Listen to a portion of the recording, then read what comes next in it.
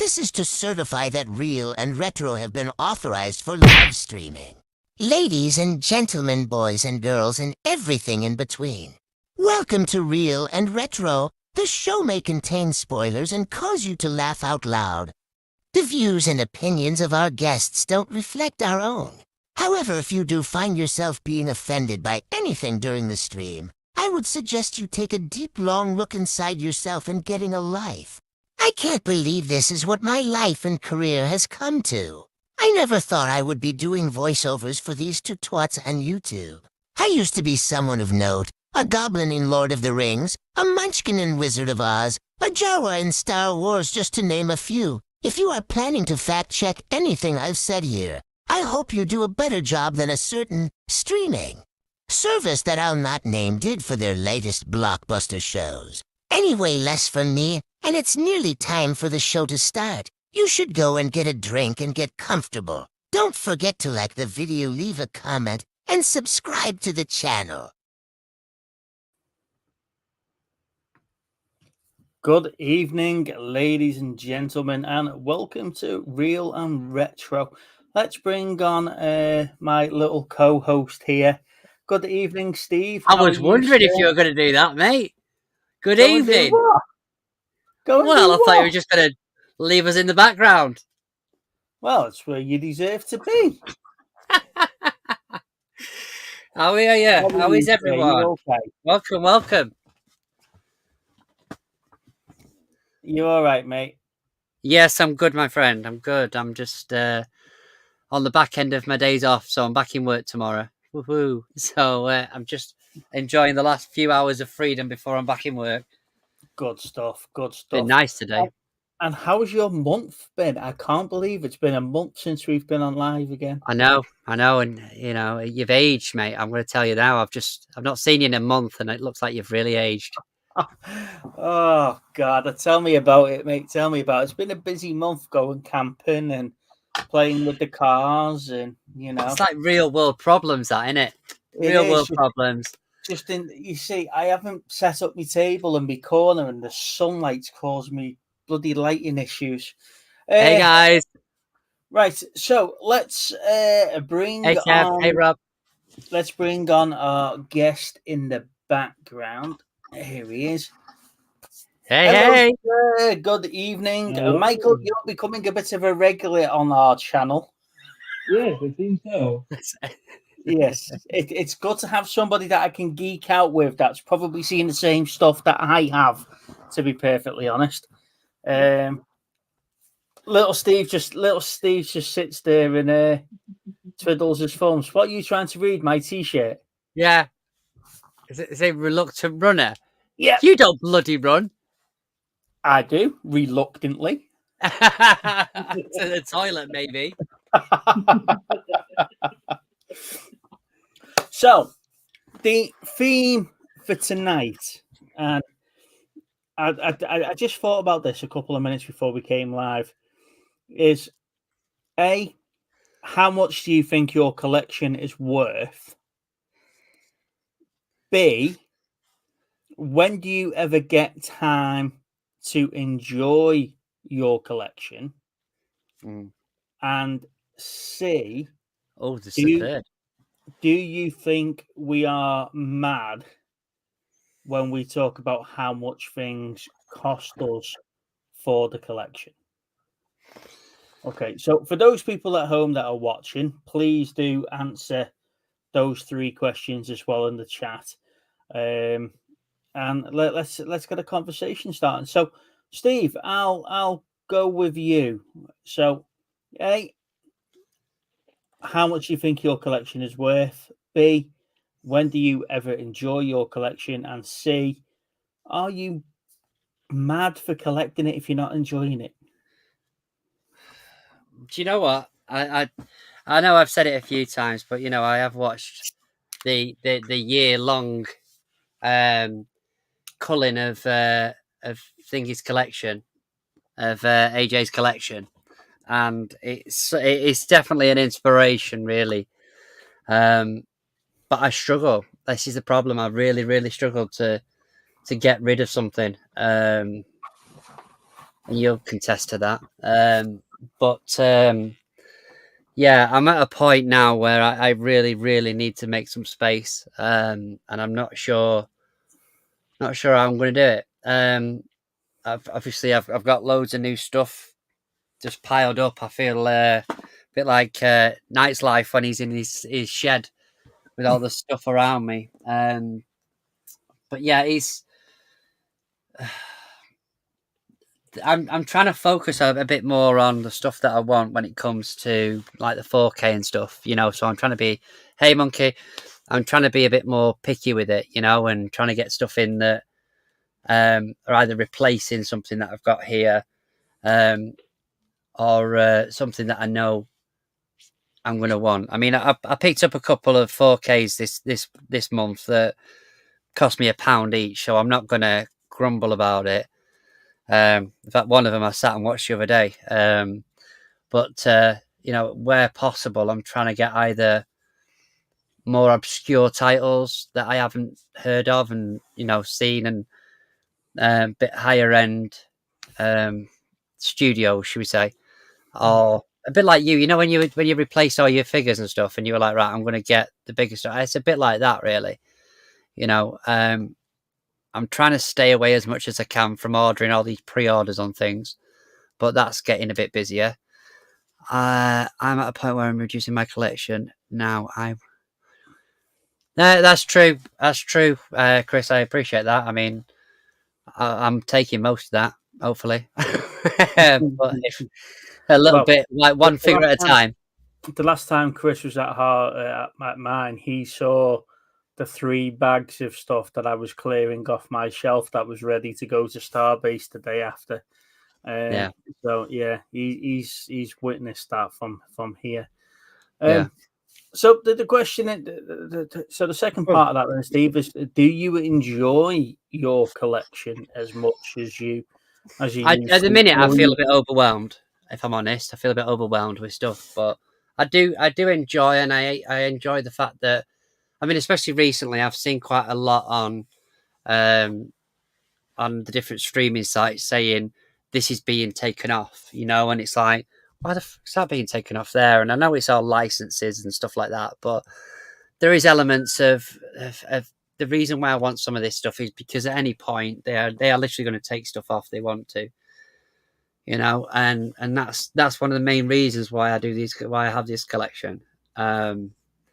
Yes, it's better quality, but it's ultimately because there is going to come a time where I want to sit down and watch Rising Damp or the rise and fall of Reginald Perry or Game On or something like that, and I'm not going to see them on a streaming site easily. And I don't particularly want to be downloading them from places that are just going to give me crap copies.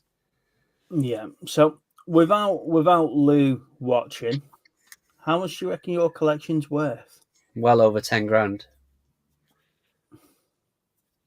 Easily, and I'm not exaggerating now. I mean, the thing is with that though is that there's a couple of different caveats to that, because a lot of the stuff that I buy predominantly that is expensive, especially if I can get it from somewhere like CEX, I've traded in to get that. So I've gone and found things that are cheaper that I can then trade in at a higher value. So it's very rare that I will go and I will spend 60, 70 quid on like The Mandalorian as an example. You know, I got that Steelbook, and there was another one I got. I bought, that cost me about 7 or 8 quid, because I bought some games from a charity shop, that PlayStation 1 games that actually cost me about 6 quid a total. But the trading value was about 130. So I utilised the amount that I had there to be able to get the more expensive items that I wanted. Do you know what I mean? It's very rare that I will go in and I'll go, I absolutely have to have that now. So when you think that you've spent 10 grand on your collection, maybe an exaggeration, maybe 6. Say let's do 7. Oh, right. Do you still think that's an excessive amount to spend on a? Well, yeah, it is. But the thing is that that's over time. That's not like within the last year. That's over not me going to buy a car before you throw it out there. That's over a period of time. That's, you know, That's I'm not being well. To be fair, Chris, the thing is that I'm trying to get into watching more at the minute. So it's not. The problem is that this isn't just about me. I don't just get home from work in the evening and go, right, you know what, I'll shove on a movie. I get home and it's like little man's running around, so I have to have something to eat, organise him. If we can get something on by 9 o'clock, then we'll sit up and watch it. Because otherwise, one of us is back in work at 5-6 o'clock in the morning, or 6 o'clock in the morning. Sorry. So it's not. It's not always the way, you know. I mean, if I'm off on my days off, especially if he's off school or it's a weekend, I might stay up a bit later. So, like yesterday, I spent 2 hours watching the Sven Goran Eriksson documentary on Prime, which is really good. The day before, while he was off school, I sat and watched The Shallows. Is it? Yeah. With Blake Lively in it. Now that cost me £1 for the 4K. I've got my own. I've got I did enjoy it, but it feels like I've seen that sort of movie over and over again recently. Well, there was about 4 or 5 of them out at the same time. It was either one person being stalked by a shark or a group of friends. You've got two elements there. You've got the shark element of it, and you've also got the survival element of it. Yeah. Now, the survival element of it, when you look at something like what's it called? The one with where he's stuck he's got his arm stuck in the rock. 127 hours. 127 hours. Like ever since then, it feels like we're seeing a load of sort of similar singular person trying to survive in a life-threatening situation. It seems like we've had loads of them ever since then. Or something like Fall, where there's 2 women stuck up a pole, or the ones with the 48 meters down or 47 meters down, 46, whatever it is. You know, there's so many of these movies that they are all sort of regurgitated. Like, you know, at the end, they're going to survive, generally 9 times out of 10. You know, and like I say, The Shallows for me, I mean, I have a bit of a soft spot for Blake Lively, obviously, as most men probably do. But, like, it just, I don't know, it wasn't the best one I'd seen, and yeah, I mean, the quality of the picture's brilliant. And like I say, it was brand new and sealed. It cost me £1, so I'm not going to say no to that. Before I go to the comments, Michael, I'm conscious that we've been live. We've been live for 13 minutes, mate, and we've only said first of all, the first part of your collection, all right, is I can't remember which order it was now. Do you enjoy your collection? Yeah. Yeah. Yeah. So when do you find time to enjoy what your collection of what you've bought? Making videos and interacting with people in the community, you know, talking to like-minded people, like say for Doctor Who and Star Trek, or 100%. in my case, you know, doing the series that I've been doing for the past near 2 years, called Tales from My Backlog, where I'm going back to all these classic films that I've never seen before, and you know, giving my fresh perspective on it, and seeing. You're quite quiet, buddy. Is there any way we can just get a bit louder? It might be his microphone on his headphones. No, it's all right. One of the things I'll just say while he's just sorting that out, I'll give you an example of what I was talking about earlier on about streaming services, right? One sec, babe. One of the things I've noticed recently is that I watched the last series. Well, I think it was this month I might have got it. But I got the last series of Inside Number 9. Now, we can have a whole discussion about the first 4 series being on Blu-ray and the rest of them being on DVD. That's a completely different video, right? But the thing is that I was watching these and I thought, you know what? I'll watch some of them from the previous series. And I think it's series 8. One of the episodes, I think it's something like Game of 3 or something like that it's called. Anyway, these are all on BBC iPlayer, apart from that one. Like, it's not on there at all. I can't find it anywhere apart from on the DVD. And it was a game show version, so they had Lee Mack do a game show, and it was sort of what they wanted to do originally was just put it out there as if it was an alternate program that you'd be watching. Instead of watching Inside Number 9, it'd be this Game of Three or whatever they called it, something like that. But the only way for me to actually watch it is to watch it on the DVD, because you can't, even on BBC iPlayer, it doesn't exist. And that's one of the reasons why, you know, otherwise I wouldn't have been able to enjoy that particular one again. And it is a strange one because it's got Lee Mack as hosting a game show. But yeah, so that was just something I found. That's one of the reasons why. Right. Yeah. So carry on, buddy. Yeah. So as I was saying, it's just giving fresh takes to movies that people would have grown up and loving, and I guess allowing them to essentially re-experience the film for the first time through my eyes with my perspective on the movie, be it good or bad. I've definitely had a lot of hot takes over the years, but as well, just learning more about the medium. Like learning about the different boutique labels that I never knew existed until I started collecting 3 years ago. Learning about different editions and what content is on which.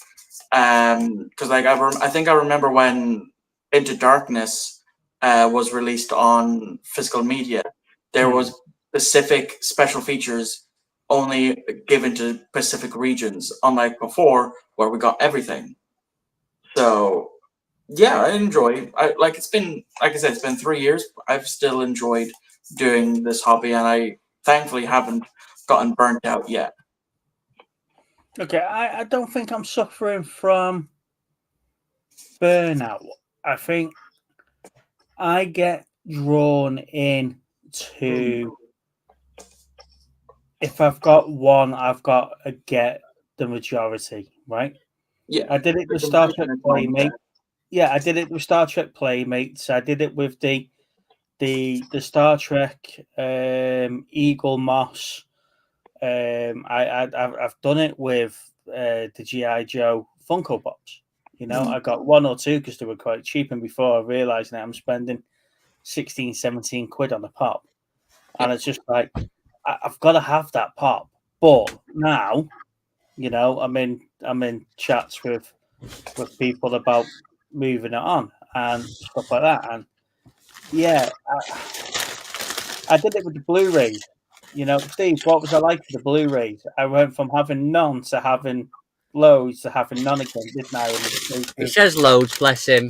He means about 5. That's loads for me since I don't collect. They were taking over his bedroom. There were that many of them. Yeah, I mean, I was the same when I started collecting. I was looking back at some of my early videos. I had a very tiny Blu-ray collection. I was very rarely buying Blu-rays, predominantly just DVD. And now it's progressed into, I think last time I checked, I have slightly over 300 Blu-rays, excluding TV shows. Yeah. But it's not only just that as well. One of the key things that I love is the thrill of the hunt. Going out, not knowing exactly what you're going to find. I mean, you could look up on the CEX website or the app for your nearest one, see what they have in stock. But it's just as well going to car boots or charity shops and seeing what they have, because you never quite know what you'll find. And some of my best finds have been from there. I found that's why I like watching. That's why I like watching your stuff, because some of your stuff is still those little £1 gems from the boot sales or from the charity shops. And if you go back to some of our earlier videos where I could be bothered getting up to go to a boot sale, or before people found the likes of Whatnot or something like that, where they could sell these little figures on, I used to pick up all sorts on from the boot sales. There was a couple of videos where little Steve Chris and I would be out together, and you have the three of us rummaging around the same boot sale, all competing for the same stuff, and who gets there first. Like it, I quite enjoyed that. But that's why I like watching some of your stuff, because it is still that sort of, and I get it now when I'm watching Chris's video. Why haven't you picked that up? You're screaming at the monitor, aren't you? You've left that on the table, but you've picked up the fucking Build-A-Bear. What? Yeah. I mean, I'm the same. Like when I was going back over some of my early live DVD and Blu-ray hunts, there was this movie that I was couldn't remember the name of it. I seen it years ago on RTE, which later learned to be AI, artificial intelligence. And it wasn't until like after the fact that I got the DVD and eventually the Blu-ray. But the Blu-ray was literally staring right at me in the face every time I did one of those hunting videos back then. And back then it was like €8, and then but since then it's kind of gone up a bit. I'm just kicking myself for thinking, I should have just looked at that, and then I would have like, this is what I've been looking for, and then I probably would have bought it. Yeah. So, how much do you think your collection is worth? Not necessarily what it's worth to you, but monetary value. Okay. Now, are we including everything, like the Doctor Who figures and all that, or just? Yeah. Okay, well then, if we're counting that, I'd say my collection is worth like $5-6 grand, maybe, depending. Just including all the Doctor Who's, because Doctor Who, some of the stuff, some of the figures are like €20-30 by themselves. Yeah. And that I've been collecting since I was a kid. And as well, a couple of months back, I managed to find 28 Days Later on Blu-ray in a charity shop for €2. So I have thought about going through and cataloging my physical media and see how much all that's worth, based off of most recent sold listings on eBay. But I just know with the size of my collection, it'd take days to do. I just don't have the time to sit down and go through everything manually. So you just mentioned something there that I've been thinking about doing the last couple of weeks. As you know, the channel, we've really struggled to get pre-records. I've got so many movie reviews that I want to talk about, and game updates that I'm seeing information on and stuff like that I want to talk about. And and one of the things I want to do is go through the bits of the collection that I'm keeping, go through eBay sold. And the reason why I ask these questions is that people have started to see my collection in other groups that we're in now, not just in our little YouTube group. And they're asking me, how much is it worth? And I haven't got a clue. Yeah. I generally don't know where to start. So I think taking the Colossal Titan here, and we were talking about these before. These are £60-70 pops. Yeah. And I paid £70 for them both because I've got the Colossal and the Armored. So I'm now starting to get the Titans from Attack on Titan. Now that's the third or fourth one that I've got now. Yeah. So I don't know how much they're worth. So going down that same route as you, do I then go to eBay and figure out what they're worth on an eBay sold, and use that as my basis of working out how much I've spent, what's everything worth, and has it been worth collecting? Yeah. And keeping. Not that I keep things so they're worth a fortune or anything else, that I'm making money if I was going to sell them, because as Steve alluded to at the start, before we went live, I've got a habit of unboxing stuff.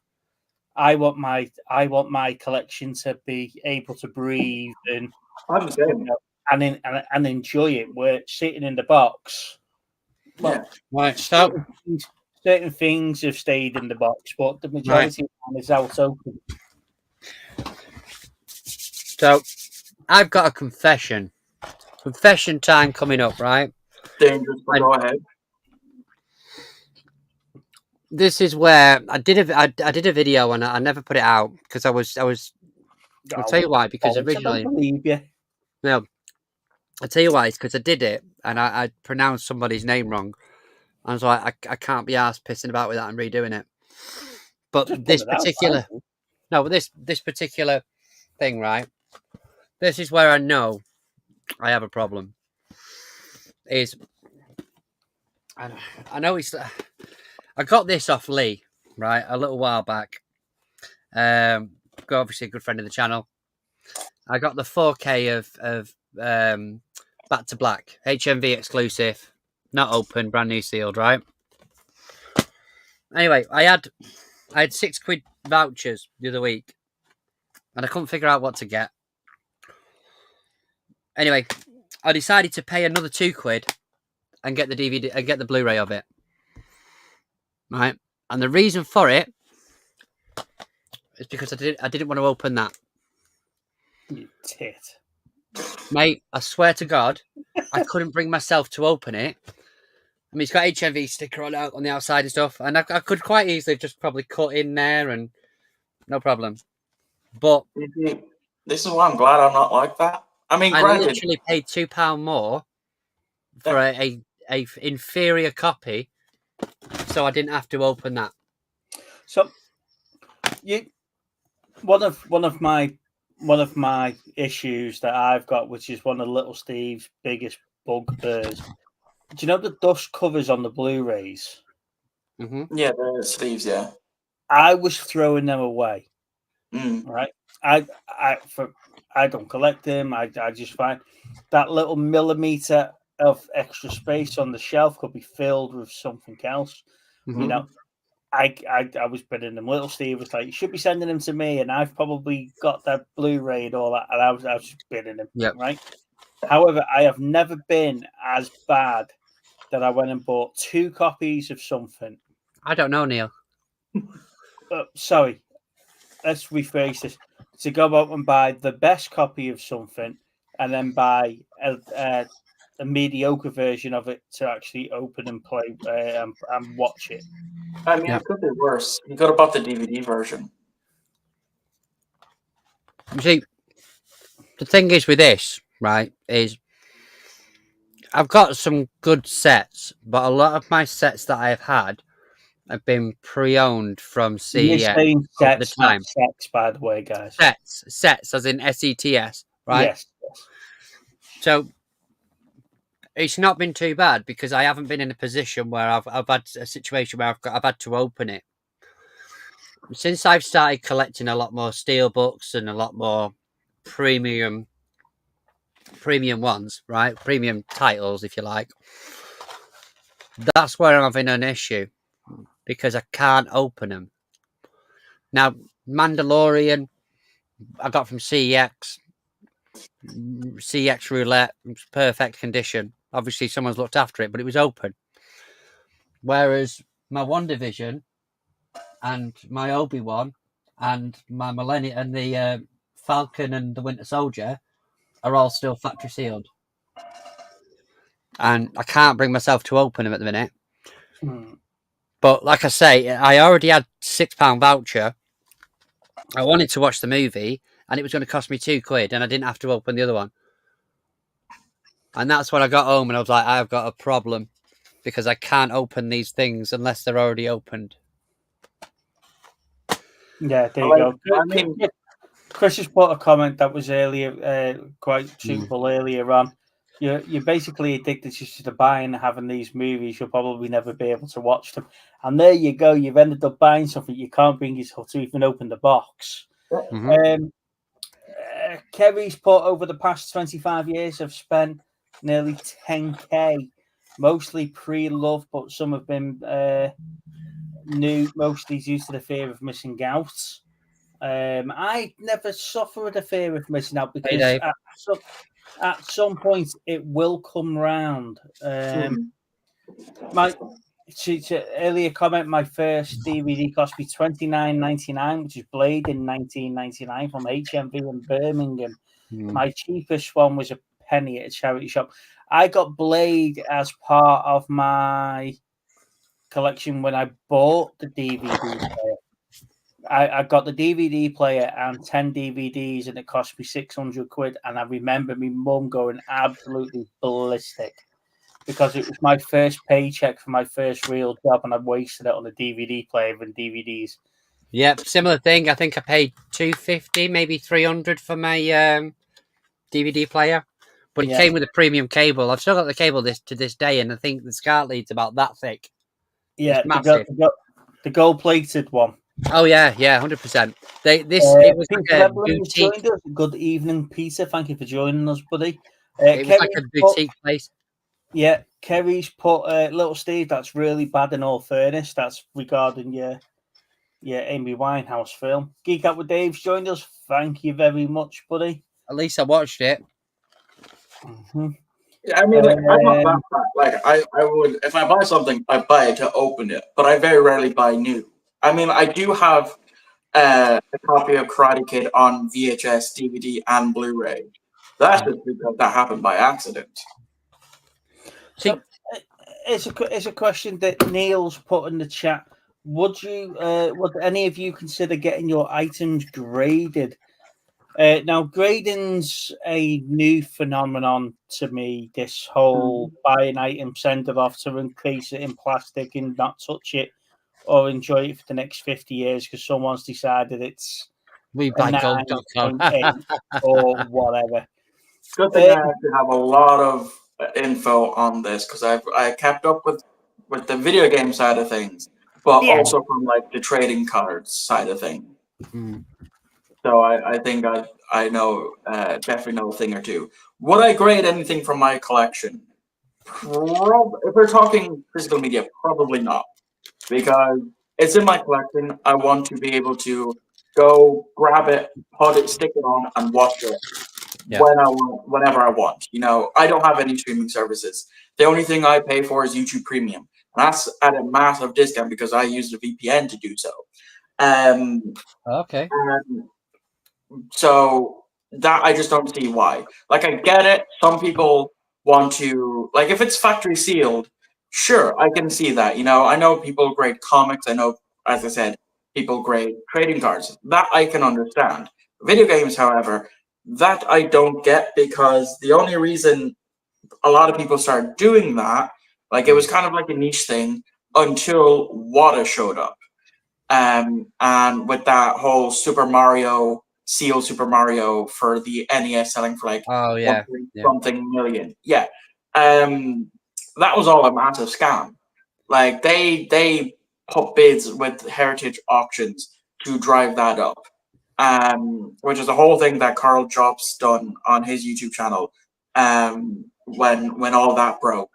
And it's definitely tainted video games, because for video game collectors, they just want to collect. They want to have, they don't, if they have a sealed game, depending on the person, they'll either keep it sealed, try to keep it pristine, but they won't grade it. Or there'll be a lot of others that just will open it just to play it. So grading physical media, I don't see the point at all. Cards and comics, sure. You know, that's been well established for years with all the different, you know, grading companies like PSA, Beckett, CBC, and all that. But I definitely wouldn't. Yeah, so I don't know about the grading bit, because, like I say, the bits that are valuable in my collection are valuable to me. You know, I agree with you. I don't mind spending, as I said before, those Funko Pops, 70 quid for them both. But you know, I've been known to spend 120, 150, 180 quid on a Transformer. I was about to bring that up. You know, I've been known to do that, and I know I'll never get that money back for it. You know, it's worth that now. It's not going to be worth that if I ever kick the bucket or whenever. But You know, would I send it off for grading? No, because it's probably not Your perfect. kids will be selling it on the fucking car boot for £1. Yeah, my kids will be on. My kids would have sold it to Car Boot Chris. They'll be on Whatnot a week after I died. Like, look, I'm really Um, sorry for your loss, girls, but is there any stuff that you want me to take off your hands of Steve's? Yeah. Would you take £4? Now the grading, the grading thing for me, and was it Logan Paul that graded the Charizard card? Oh, or- yeah. That's also what kind of kickstarted the Yeah. grading boom of Now- the pandemic. So, yeah, it's not a rabbit hole that Geek Out with Dave just used the same phrase. It's not a rabbit hole I want to dive down, to be fair, trying to get things graded, because the bits that I'm collecting are the bits that mean stuff to me as, you know, growing up, etc. And Yeah. you know, the Attack on Titan's a new thing for me, because I really only found anime a couple of years ago. I think that was a lockdown thing for me. Yeah. Of That have course, been, what's it called? of course, I've seen things like Ikera and Yeah. the very first like Gundams and Yeah. some of the manga stuff. But Fist of the North Star and all that. But all the new manga stuff that's coming out, all the new what's the word? Anime stuff. Yeah. I've only recently found that. You know. Yeah. Does anyone know why the Beekeeper is not available on physical media in the UK? Yeah, because it's shit. Well, I'm glad fair, we played that one up for him there. Peter's going to go away. Hey, Elaine. That's just Peter. the typical Jason Statham movie, that the Beekeeper. It's like the Transporter, but without the Audi. Mate, I got 13 Reasons Why Season 1 on DVD the other day from one of the charity shops. I didn't even know they'd put it out on any sort of physical media. I was like, oh, well, I'll get that. But so just before we carry on, I again from the charity shops, I found a box set of a Blu-ray box set that although I've got them, I couldn't leave it. Anyway, I've had a look and it's region unlocked. I was thinking it was American because it's got down the side. It's really thin, but it's a four film favorites Blades and Battles collection, right? And it is the Mortal Kombat Annihilation, Mortal Kombat the Legacy series, and Spawn for some reason, the director's cut. Okay, so three lots of Mortal Kombat and Spawn. Is Yeah. that because Spawn made an appearance in Mortal Kombat 10? I've got no idea. But like I say, I was expecting to come on. Because of the design of them, I was expecting it to come on and it didn't work. Obviously, it's Blu-ray and it's probably region locked to it, but it's not. They all work.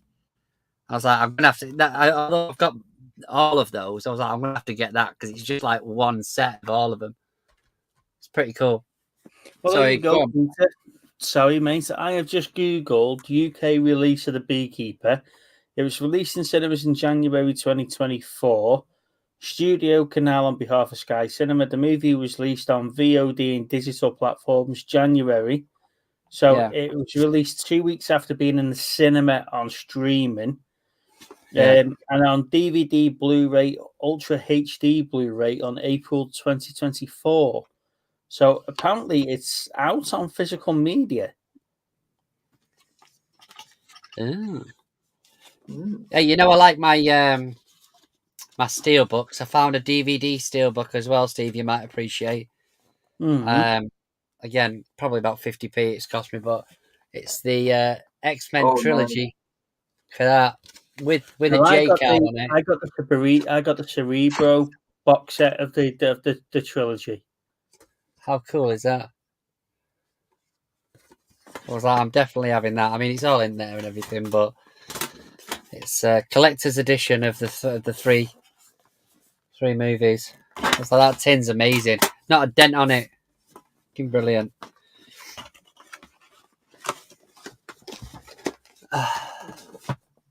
There you go. The Beekeeper's on Amazon UK for £10.52. Yeah, but I bet it's shipped from abroad, I reckon.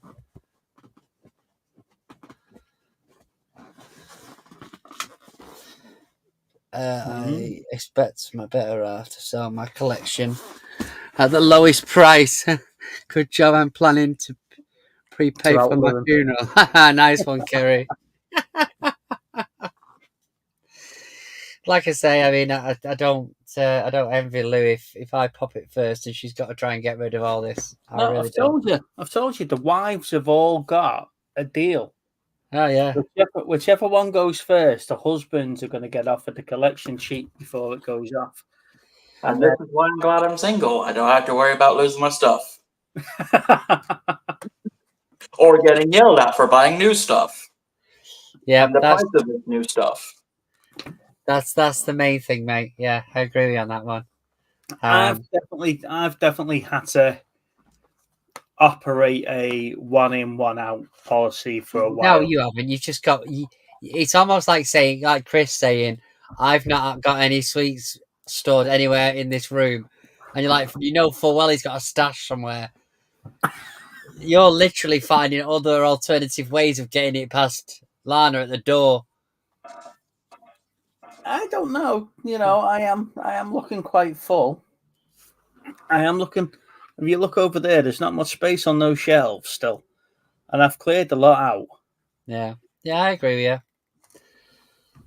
To make it worse, I've got £200 worth of Star Wars helmets up on the top of that wardrobe. Oh, yeah, there, yeah. that are hidden behind the G.I. Joe Funko Pops. And that's the problem that I've got, is that the bits that I want to enjoy and have out, like the Lancer up there, Mike. Yeah. You see probably on that one. You see that one? Oh yeah, I see it all right. Yeah. The Lancer up there. I want to get these things out on display.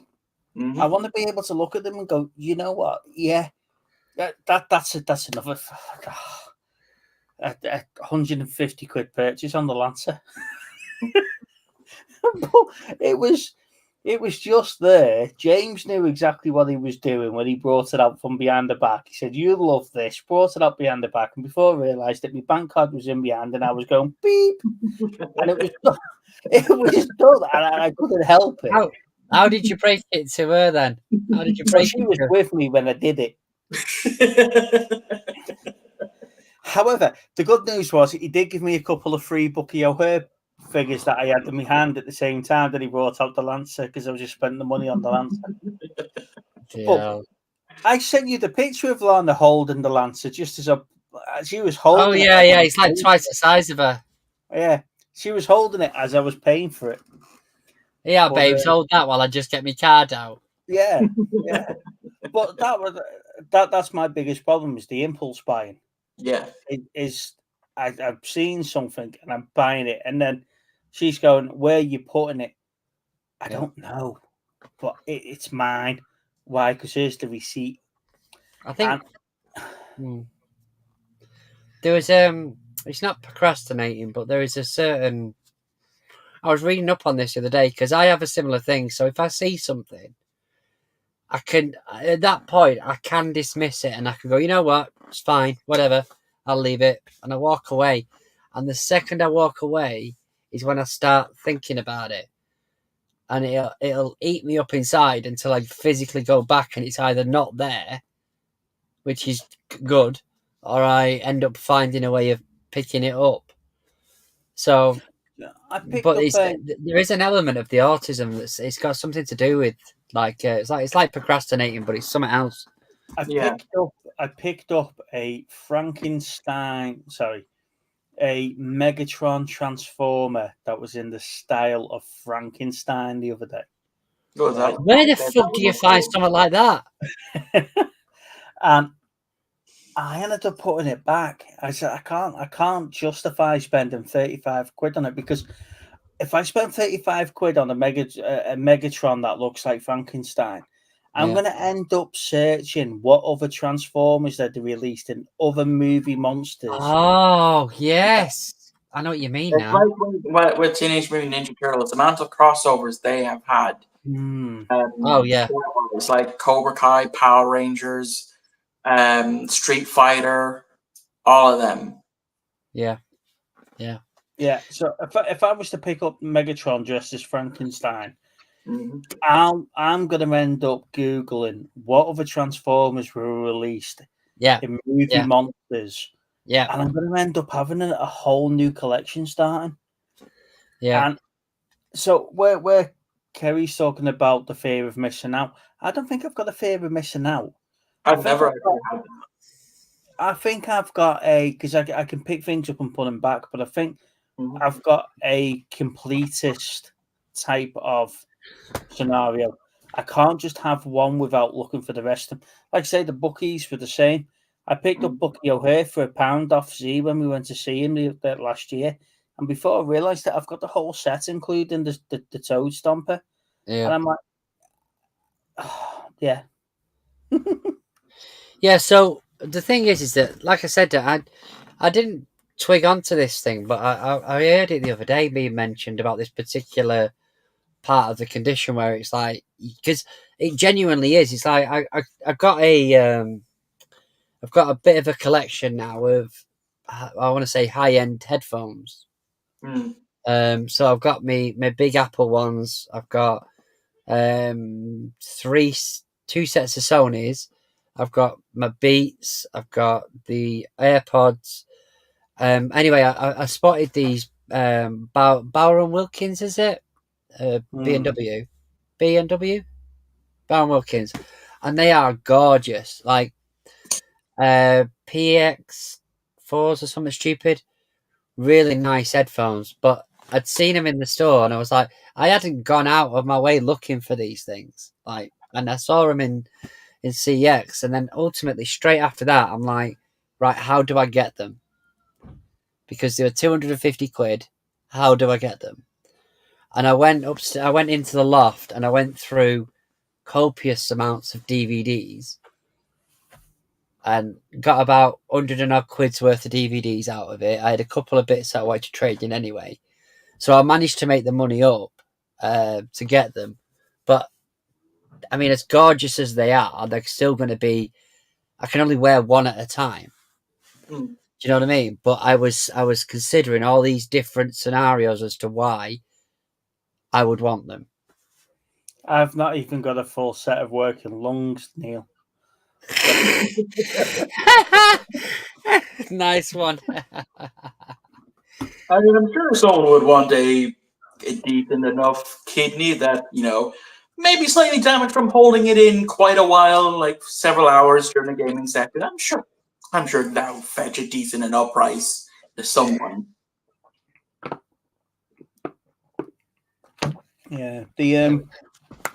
So what's your holy grail then, Michael? What would if you were to walk past the shop Mm. and yeah, it's there, right? Think of Jingle All the Way, where they see Turbo Man in the window and it all lights up, and it's. I really want a Turbo Man for Christmas, Steve. It's funny you mentioned Jingle All the Way. I was supposed to watch that last year. I switched it off. I just did not like it. Well, it's either I didn't like it or it just wasn't in the humor for it. But to answer your question, I do have two grails. Not Blu-ray or DVD, however. It's two games for the Xbox 360 that, because now with the store, Xbox 360 store being discontinued now, the prices are slowly starting to climb up in price. And they are Family Guy Back to the Multiverse and Shadows of the Damned, which, if I was to buy both of them right now, we're talking about at least, last time I checked, about 60, 70 quid for the pair. Shadow And of the Damned is £25. yeah, it's like about 30 or so here, because we just love to be more expensive than the UK versions of things. Yeah, why That's not? because you're on the Euro.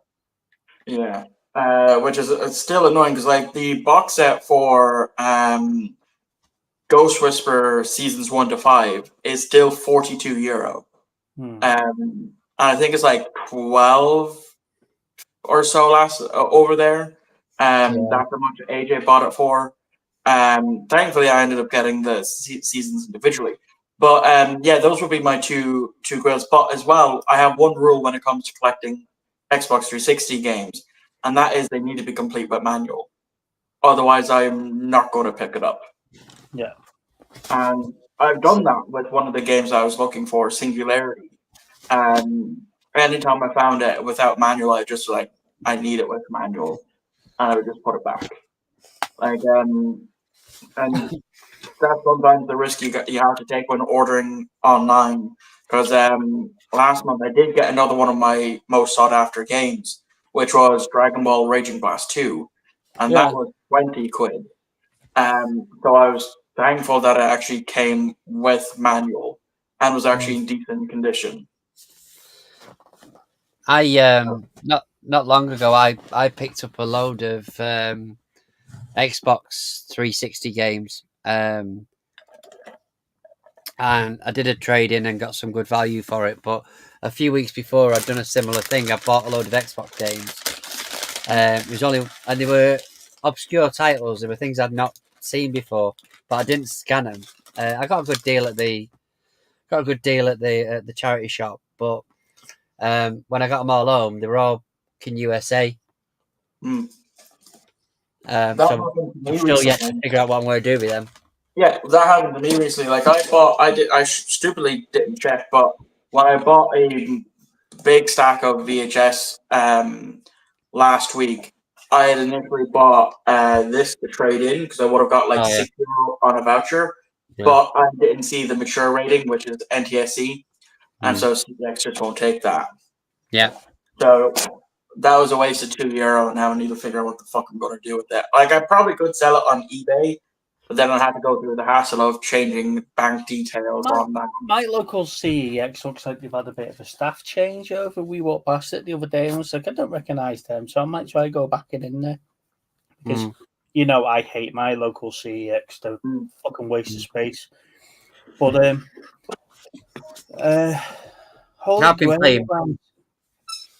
I've been replaying BioShock on the Switch. So I picked it up for the Switch. I've got it for the PS3. Yeah. Loved it. In fact, the PS4 I've got it for, but I loved it. But I picked it up recently on the Switch, so I'm going through that again. And then I've got the Grand Theft Auto ones. You know what my holy grail would be, Steve? Do you know what my holy grail is?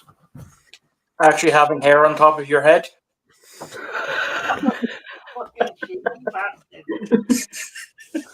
I'm bald by choice. You know that, don't you? He's been saying that for years, man. Whatever helps you sleep at night, Steve. Whatever helps you sleep at night. I shave my head every 2 weeks because I look like a badger, and you can see that in my beard. No, it's because your hairline starts here.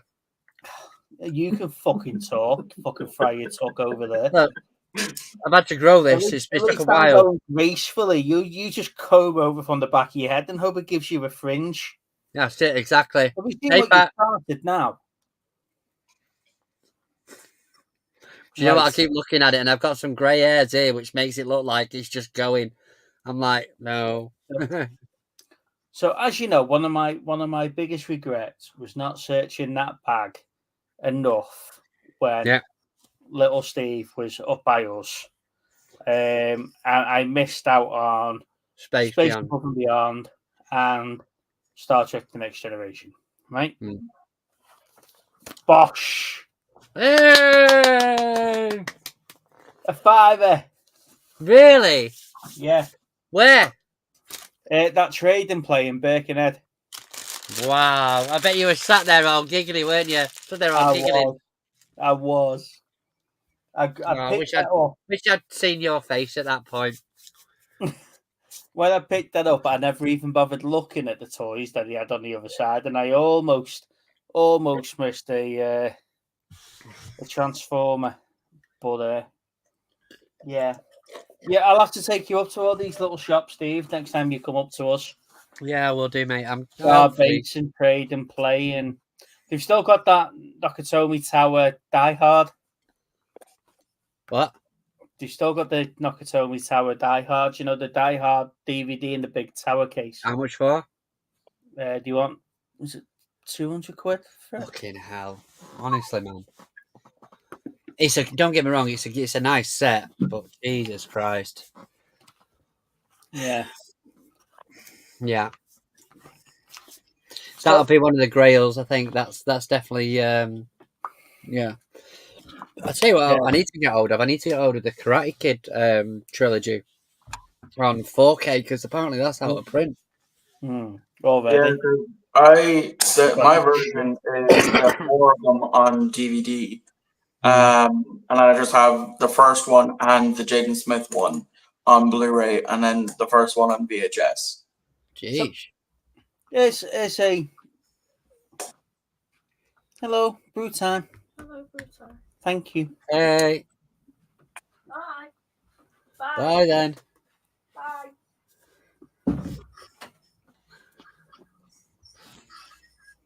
Anyway, we were discussing how much we were spending without the other half knowing. So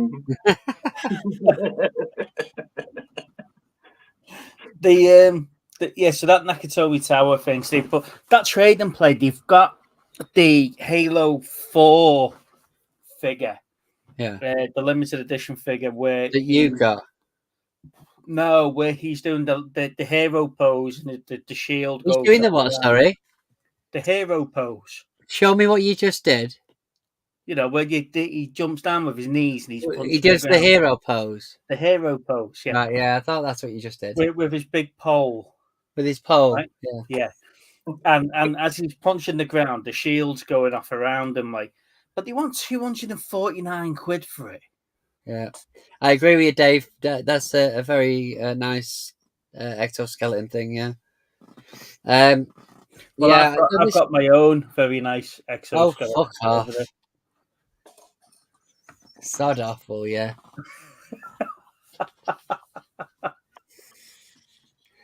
So I wonder if Rob's still in. I've got a Turtles comic that I got from Gary on Whatnot. But I think they're like specifically released for Whatnot. So I don't think it's something that he's got.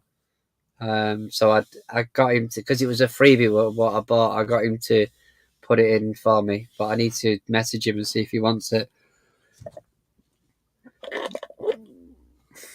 Well, it's probably gone by now. So what's your holy grail then, Steve? I don't know, mate. I mean, bought them all. Huh? I don't think you have one. I think you've bought them all by now. It's not that. I mean, there's always stuff that I'm on the lookout for, but I think the thing is that for me, it's just frustrating sometimes that I know if you were over in the States, they'll probably say the same thing. It's like, oh, there's stuff in the UK that's released that's not released over here and blah, blah. But it does seem to be a lot of releases over in the US that the one saving grace now is that if it's a 4K, at least majority of them we can get sent over here. It will work, yeah. Yeah. So that's at least one good thing. But like, there's a few movies that are that just aren't out yet, really aren't available for us to sort of purchase. And I think it's not really a big sort of set of something. It's more like one of the grails would be if they released it would be Money Heist for me, something like that. Like for me, that is an amazing series, and that I've always said on this show, on this lives, that how they ended that whole thing is how it should be done. Like, I think that the ending on that was amazing. I mean, I know people like your Breaking Bad and that ending, but they then brought a movie out and stuff like that. But like the Money Heist for me was like the ultimate sort of, that's how to end the program. I mean, to be fair, Prison Break have tried to finish it about 3 times. I was just about to mention Prison Break because there's a new series of Prison Break coming out. Exactly. That's another. To me, the original ending of Prison Break came out of nowhere. Yeah. You know, you knew he wasn't well. Yeah. You know, and then You see them at the cemetery, and then next thing you know, you see them standing at his grave. Yeah. To me, that was it. That was perfect for that series. Yeah. You know, because that was like 6 or 8 months, 12 months later, or something silly, wasn't it? Yeah. And then they brought him back, and then all of a sudden he was a secret agent who's got locked up in Brazil or something silly. Yeah. And then there was that smaller series, wasn't there? Yeah. That they did afterwards more about her coming back in. And Well, it was not the, him. it was the fifth. Was that was the fifth series, wasn't it? Yeah, that's the one. A couple of grails a few years ago, Optimus Prime and Mega One G1 boxed. Got them both for $5 each. Wow. Oh, bloody hell. Now, I've still got... Jace, you've just cheered him right up. No, well, I've got a G1 Optimus in a box at my mum's. You thought you have. She sold it, Probably used it for a holiday. Yeah. But no. I don't know. I've got a G1 Prime here out of the box. It's not in the best of conditions, but I've got one.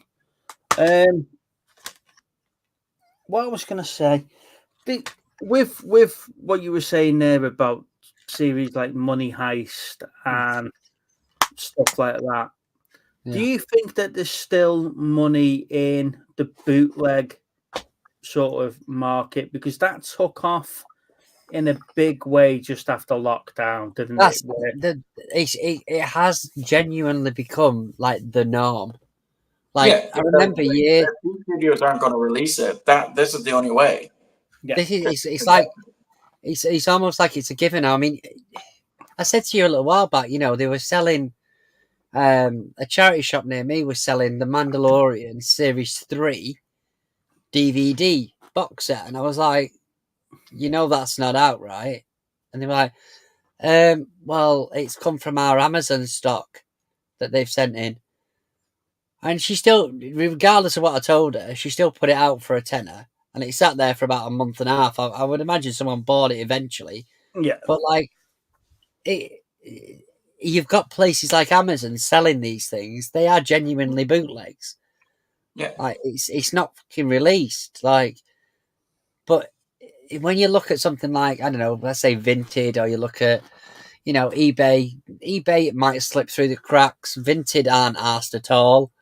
Mm-hmm. But Amazon to be selling this sort of stuff, that just gives you a level of where we're at with this. Like years ago, it was a guy on the market that, was trying to keep an eye out in case a couple walked past. That'd be my uncle, that selling videos and whatever out of a hold all on a stall, But the thing for me is that I've still got a copy of Prey on dodgy Blu-ray.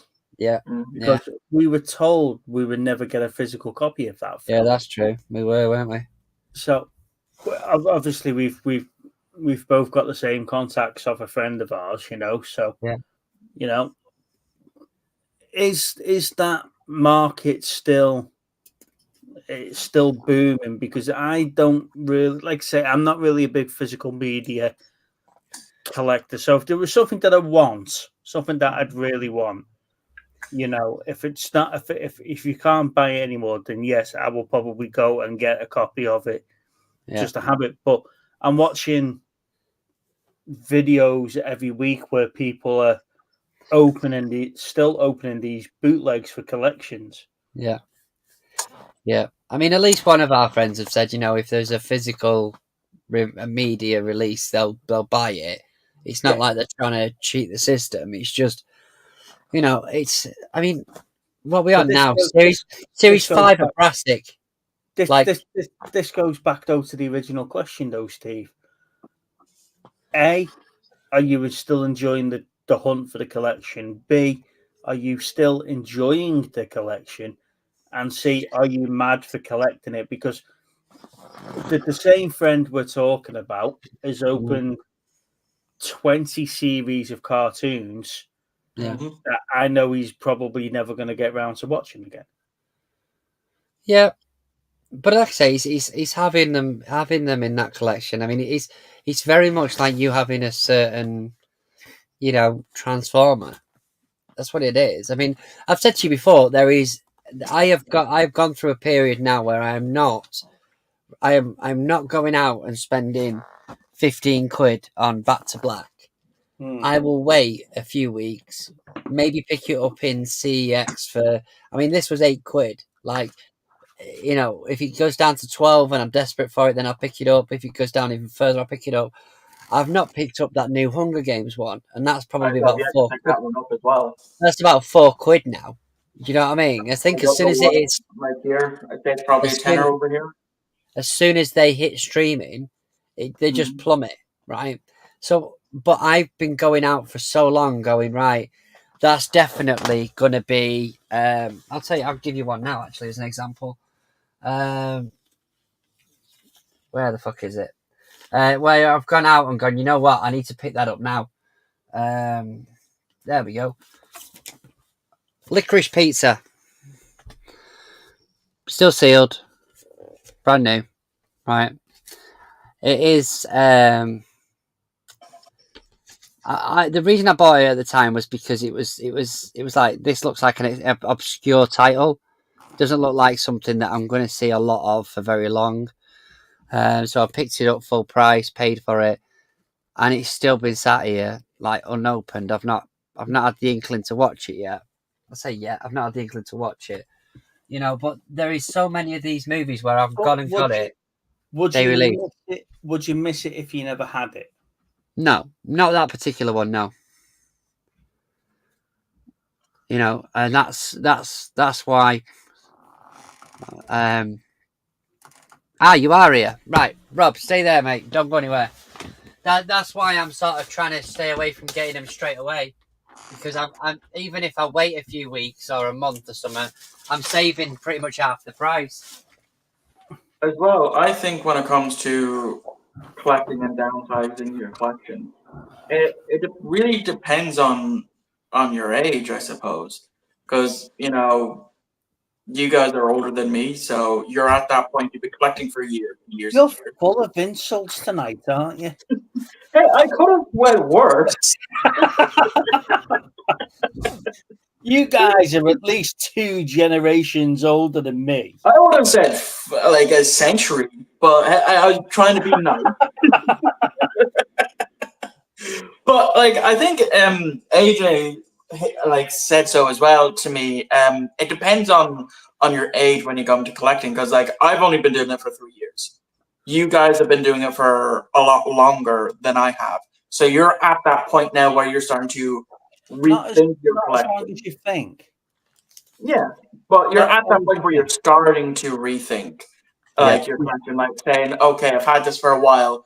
Do I need it, or can I live without it? When I split with the ex, I had practically nothing, right? And I was living, I don't mind saying it, I was living in a pub, in a flat above the pub. I had the TV on the floor, I had a sleeping bag on the floor, and that was me. I was quite comfortable like that, to be fair, And then I started rebuilding my life and rebuilding the home. And then I met Lana, and then from there. So it's been 10 years since I've started doing the collect. But again, I'm in a very different financial situation to you. You know. No, I don't mean that in. Oh no, in a bad way. As you say. I know. I've discussed this again with AJ. It's why when I brought it up, why I don't go for 4Ks is because it's just outside of my means for doing so. If I wanted to, I would spend over $1,000 just upgrading my TV and getting a 4K player, be it the newest Xbox or an actual 4K player. Being an old fart, as you rightly point out, that's it. But for me, this is where I, as I said to you earlier on, I love your content where you're out sourcing the charity shops and the boot sales, because that's where I started my collection back from. You know, my first Transformer that I got back in my collection was one of those little robot in disguise bumblebees. And the missus bought it me. You know, I've got an Optimus Prime one down here that she bought me, and I can't bring myself to get rid of it because she's bought it me. It Can I doesn't.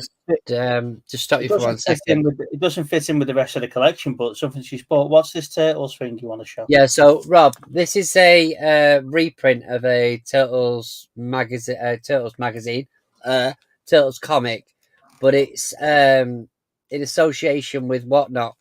So I don't know if you want it, buddy. I've got it as a giveaway for something I bought.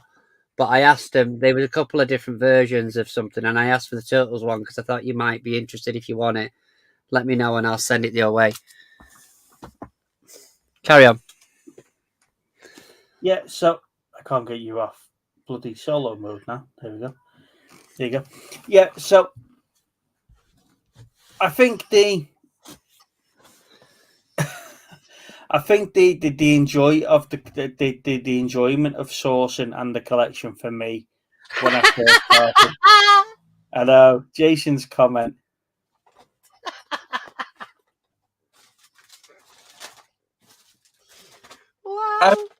I'll take that as a compliment.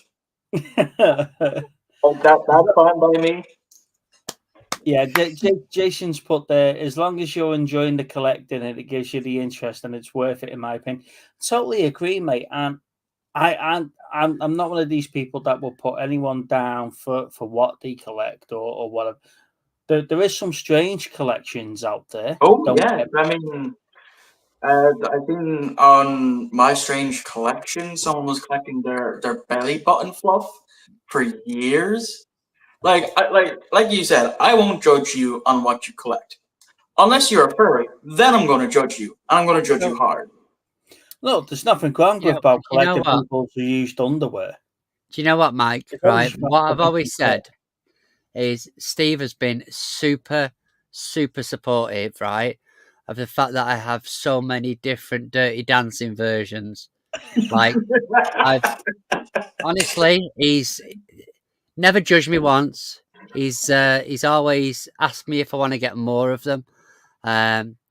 You know, and he's fascinated by the 4 or 5 different copies of the same Blu-ray that I have, you see. So I totally get what he's saying there. And I back up what he's saying, that he doesn't judge anybody. I don't judge you for having it. I think it's bizarre that you buy the same I mean, how many film copies because of Barbie it's does got 40 AJ have at this point? Do you know what though, Michael? It's like that episode of The Big Bang Theory where they're talking about the 15 seconds of the movie that changes the whole tone of the film, The whole dynamic. the whole dynamic of it. You know, it makes you wonder who shot first, Hannah or bloody Greedo. No, it doesn't make you wonder that whatsoever. But it is more of the fact of he's got, and it's not necessarily the fact he's got 5 versions of this film. It's the film he's got 5 versions of that makes it's a bloody. The thing is that I got like the 20th anniversary, and then it was like, oh, but the 30th anniversary has these bits with it, and I'm like, oh, go on then. And then it was like, I think I want to say 15th, 20th, and 30th or something. I don't think it might be 40. Hey, see you in a bit, Jace. And then obviously I've gone out and got the 4K version of it. So I technically do have about 5 different versions of the same movie now. There's no technically about it, mate. You've got 5 versions of the movie, but it's not necessarily the fact that you've got 5 versions of the movie. Mate, I found Funkos I need to pick up. It's the movie that you've got 5 versions of that tickles me. Yeah, like there's 5 versions of the Terminator. That's understandable. You could understand that, but 5 copies of Dirty fucking Dancing. Come on. If it makes you feel any better, someone can take. I have got like an American version of the Terminator because it's got like that lenticular cover on it. That's literally I can't play the bloody thing. Monkey's put a comment in the chat there. Remember, guys, I have the most copies. Yeah. Yes, we hands down. We bow to your Right. But the thing, He's gonna have a whole. He's got a whole new movie to collect though now, hasn't he? well, he's got to clear out. He's got to clear out at least 47 copies of Twister to get 100 copies of Twisters. Twisters. Twisters. The thing for me though is when you are collecting and when you find that niche of some, but it's not necessarily the niche you started off collecting that you end up going down, and that's where I am with like the Attack on Titans. You know, Yeah. I just watched a couple of episodes because I was bored one day, and I was hooked. I was like, right, yeah, this is great, and here we go. And then you start seeing what other things that they do for that franchise, and that's where sort of it draws you in, and that's the bit that I enjoy. The hunt for bits that you don't see every day. It's the same with us, though. I mean, I said to you guys before we started the show, you know, some of the pickups I've picked up recently from a great guy on Facebook, like, they're not things I would see common. They're not common movies, you know, and there's an element that's a little bit of excitement in that. I mean, up until very recently, I've never owned a Vinegar Syndrome. You know, you watch so many videos and you see so many people going, and this is my Criterions and this is my Vinegar Syndrome. And I was like, I've never owned one. So when I got sort of offered the chance to get some, and they're expensive, man. You know, they are rare titles, and you know, it's nice to sort of have them. But they're the ones that you're like, oh, I will have to get them. I can't say no to them, as opposed to, I don't know, Notting Hill or Cats or Bend It Like Beckham or whatever it might be. That's just your generic stuff that you see day in, day out. Yeah, like the beginning of this month, I picked up my very first boutique label of the Arrow edition of RoboCop. Yeah. The only reason why I went for this version instead of the standard Blu-ray version is because it was a tenner on Amazon. It was cheaper to buy it brand new sealed on Amazon than it was secondhand in CEX by a fiver. So, what is the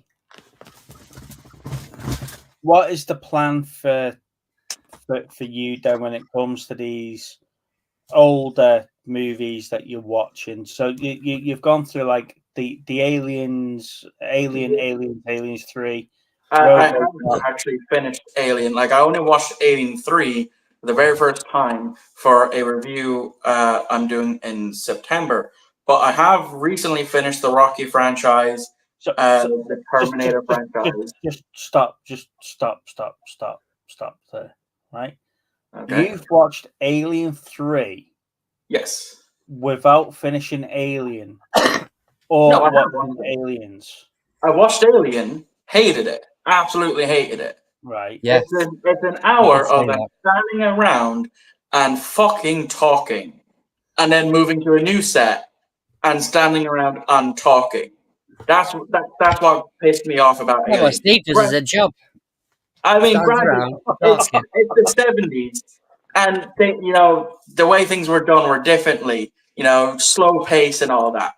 Alien, I loved, absolutely loved Aliens. It was AJ. Literally the day after I watched Alien, I hopped on a live stream with him 2 years ago, or last year. Last year it was. I remember watching that.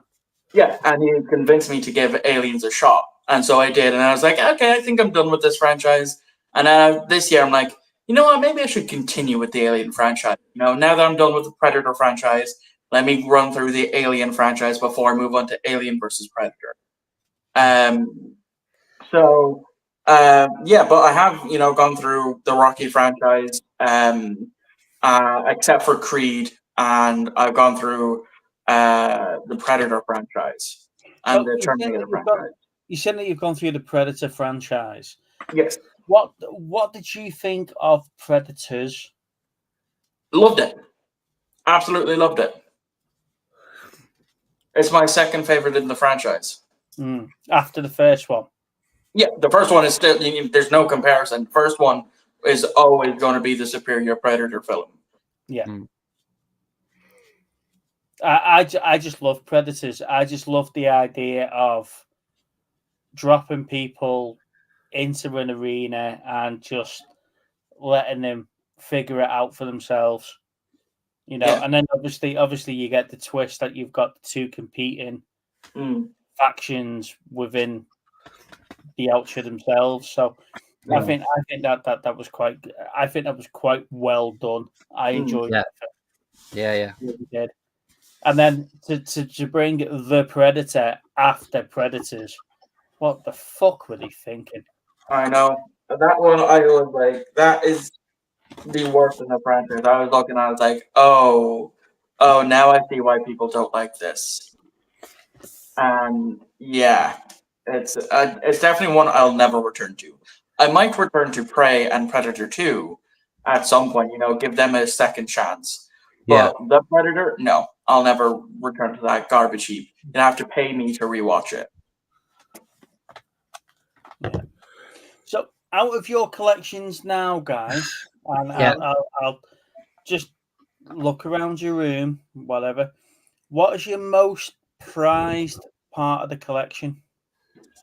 Ooh, I got a few that I can name off the top of my head. Right, I'm just going to nip off for a quick comfort break. Well, how are we supposed to answer you? Because you can go and get them. I'll text you it. If we're able to go get them, I'll go down and get my Holy Grail. Oh, right. I see how it is, guys. Yeah. So, how's everybody? Nice you to be here. Thanks for joining. Jesus, I sold off a whole shelf of rare films just for the roof. Wow. What was, I don't even, in fact, I'm not even asking that, Monkey. I'm not even asking what you sold off. Because I know it's probably going to be explicit.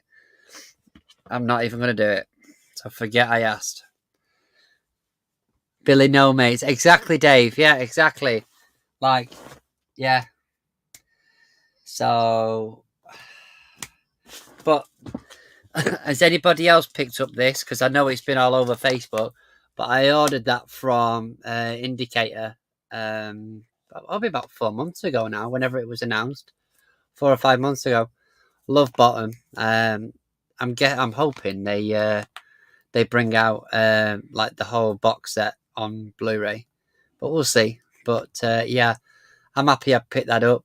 That's come the other day, which was nice. Oh, he's back, is he? Hello. Quick. Did you wash your hands and sing Happy Birthday two twice? Actually, yes, I did. I didn't hear you singing Happy Birthday to yourself. You got to sing it twice, haven't you? That's them the rules. What's Dave waiting till it goes on sale? I'm guessing the Guest House Paradiso. I've just shown him. I mean, to be fair, Dave, it wasn't massively expensive, but then I understand what you're saying, like an Indicator sale. It was supposed to be a limited edition, which is why I got it. Like, I say limited edition. Well, I like I said, I got it delivered like last week, I think it was, something like that. But it's all over YouTube. Every man and his dog on Facebook. Every man and his dog's ordered it, which is good, I suppose. But I had a feeling it was a limited quantity. But I noticed one of the YouTubers picked it up from HMV the other day, so I'm guessing that it's just general release.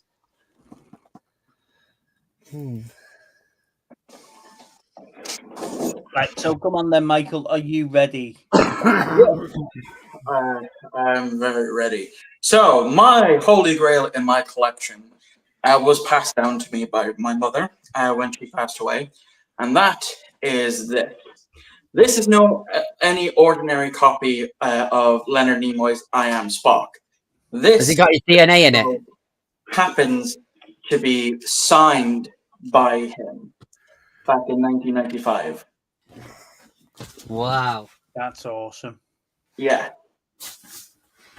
So that's where my mother got it, the 25th of the 11th, 95, in Dublin when we were in the bookstore. Oops. And that's the signature there. So that is my most prized possession in my collection.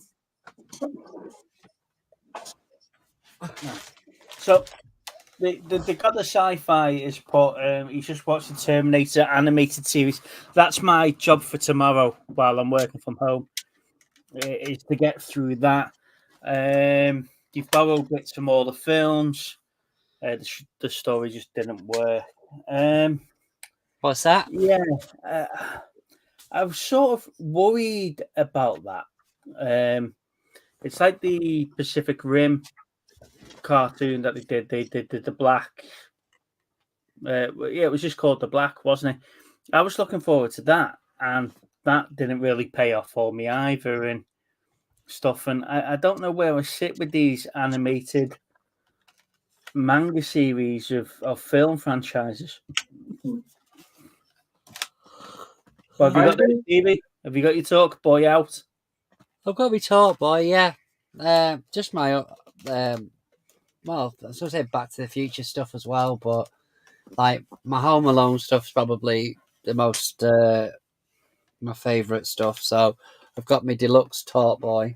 I love the two movies. Well, I say two because the other ones don't exist to me.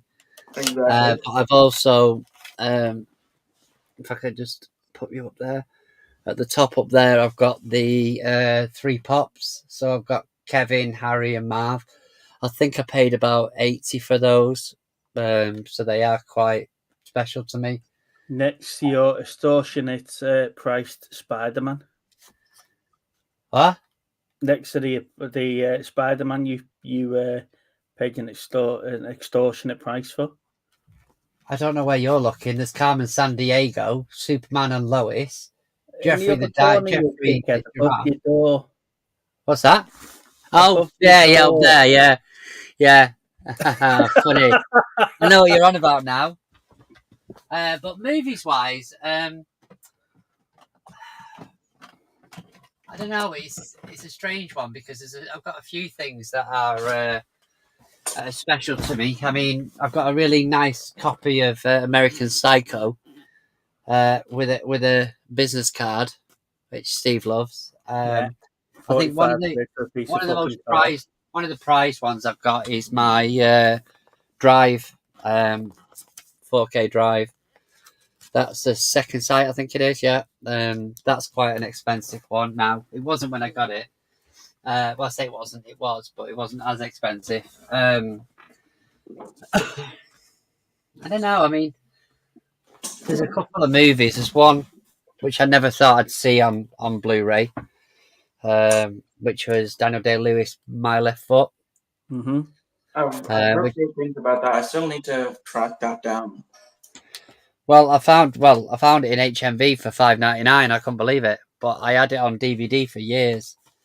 So I remember watching it when I was younger. And it obviously Daniel Day-Lewis is method actor. It was a very dramatic movie. But then obviously my Hitchcock stuff. So I've obviously got my Hitchcock box set that's I won't part with. You know, my house one. Mm-hmm. But I've also got them. I've got all of these movies in the 4Ks now. So, but I won't part with this. It's just too good. It's like a lenticular all the way around off the front, but it's a beautiful set with all sorts of stuff in it. And then obviously Space Above and Beyond. Tit. Yeah. So what are you thinking, Steve? Which Transformer you're pulling out? No, I'm not really. What's the holy grail in my collection? I think If you say the answer, I'm swinging. I think if you look behind us on the picture wall, you can see you can see that charcoal. Right there. Let me just zoom in so you can see it. There you go. You can see the charcoal Judge Dredd there.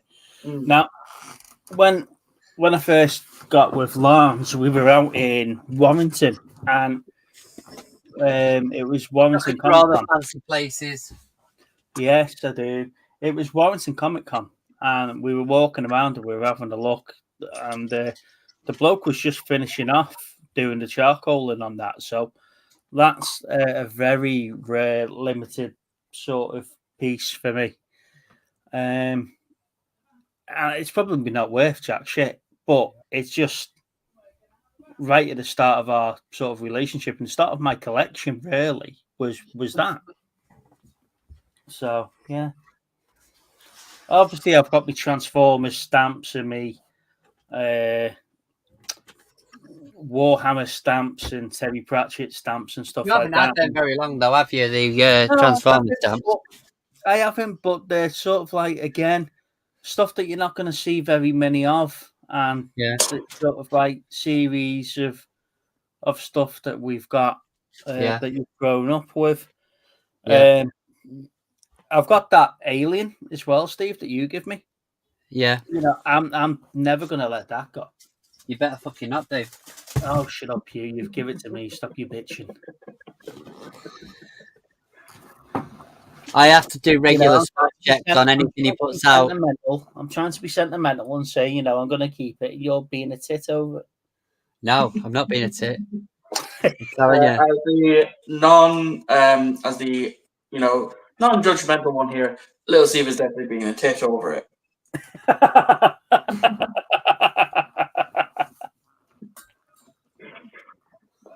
My generosity knows no bounds, Mike. And I'm telling you now, if it ends up at fucking wherever that place is he goes, I'll be trading him in with it.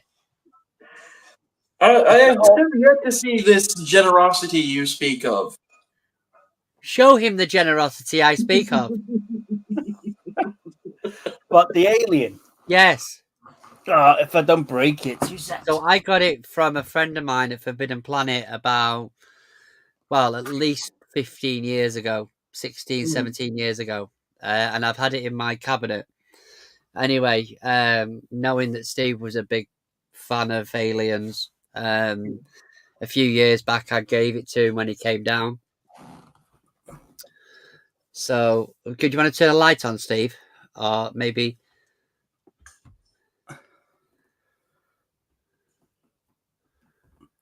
So, it's the Alien 3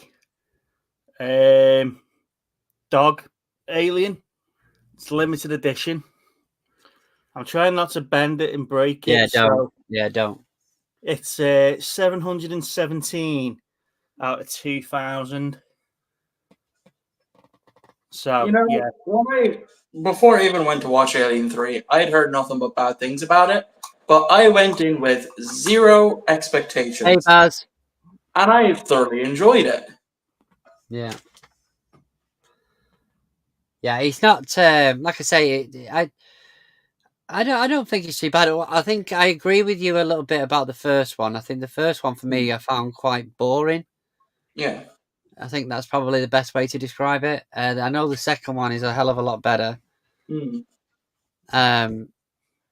The third one, I don't remember a lot of it. Yeah, I didn't even know Paul McGann was in it. Like, I started watching it, like, I had a shit night's sleep, and I was like, well, been putting it off. I have the DVD here. Let me stick it on. And as the credits were going by, I saw Paul McGann. I was like, huh? He's in this? And I had to, I thought I misread it, so I double checked, and sure enough, yeah, he's in it. A few years before he became the Doctor. Yeah. I think with Alien 3, and when you said that you were watching it, I did say to you, if you remember, I think it was on our stream or Luke's stream the first time round, was go in very open-minded. Bear in mind, they were still writing the script 3/4 of the way through filming. Yeah. And the director wants nothing to do with the film. So, yeah. But it is a film that grows on you with age. You sort of appreciate it a lot more. Yeah. When you're older than what you did when you first watch it. And Yeah, that's true. You know, I'd stop there. I wouldn't bother with Prometheus. I wouldn't bother with Covenant, and I Hmm. certainly wouldn't bother with Resurrection. Oh, I know about Resurrection. I already know about that. That shit's been spoiled on me already. Yeah. I'll According give to my cousin, Romulus a shot, though. I'll give Romulus a shot. yeah, because like I was talking about this with my cousin yesterday, and apparently I'd already seen Resurrection with him. I have zero memory of it. Probably did, and I just have absolutely no memory of it whatsoever. But yeah, like I will watch Resurrection. I will go maybe as far as Covenant. I'm not sure about Prometheus. I'll probably just have that as Well, like a you've got to watch separate. Prometheus before Covenant. I have to watch them before Covenant. Yeah, because Prometheus is the first one, Covenant's the second one. Okay. Well, then I might just say that for like when I go for the Prometheus, I'll go watch Prometheus, like I'm going to be doing with the Creed, instead of lumping that in with the Rocky franchise. Like just I'm just going to watch that probably next year because I already have October's planned out, November planned out, which is going to be another trilogy month, and so it's just December left to plan out. Yeah. And then we're already into 2025. Speaking of 2025, I was looking at what the new releases will be for next year, and surprisingly, I counted at least 10 that I will probably end up going to see, compared to the one that I've seen so far this year that came out this year. Like I think the I'm three looking films forward to more I think I'm looking forward to more TV series yeah, than I am films for the remainder of this year. yeah. But Like, what's your 10 that you I can't remember them all off the top of my head, but obviously I'll be going to see Captain America, the new one. Potentially Thunderbolts. I'm not 100% sure on that one. But for sure, the new Karate Kid film that's coming out next year. That should have been out this year. That is one I'll definitely be going to. Excuse me. Probably. I think like Paddington is out. Paddington 3 is out at the end of this year. So if I don't see it before Christmas, I'll definitely see it in the new year. The Michael Jackson biopic is one I'm actually kind of really looking forward to. So I'll definitely be going to that. Those are the five that I can remember off the top of my head. You're forgetting like some major titles here. Like you're forgetting for a start. There is a Tron 3. And I tried watching the first Tron. I switched it off after 30 seconds. What about the second one? 5 minutes. You watched the second one? No, I haven't. Oh, my friend, you're missing out. You have, what else do we have? We have Mission Impossible Dead Reckoning Part 2. Looking forward to that. I haven't seen the first part of that yet. Yeah, there's probably 2 Tom Cruise films that I will actually fully sit through. The main one being Interview with a Vampire. And probably Rain Man, whenever I get around to watching that. Rain Man's a great film. Yeah. But I wouldn't limit your Tom Cruise just to those 2 films, though. Well, it's just because I just don't like them. Right, okay. Yeah. Who's in the new Karate Kid movie then? Well, it's definitely Ralph Macchio and Jackie Chan, and then some actor that's going to be the new Karate Kid. So that now, the Jaden Smith movie is canon to the main Karate Kid timeline. Yeah. They were talking about Jaden Smith coming back for part of Karate, the new Karate Kid, didn't they? Honestly, I didn't mind it. I definitely need to give it a rewatch, but when I watched it, I didn't mind it. I don't think it's a bad film. I think it's just something that's been called the Karate Kid. Yeah, you've got to sort of take it with a pinch of salt that it's the Karate Kid.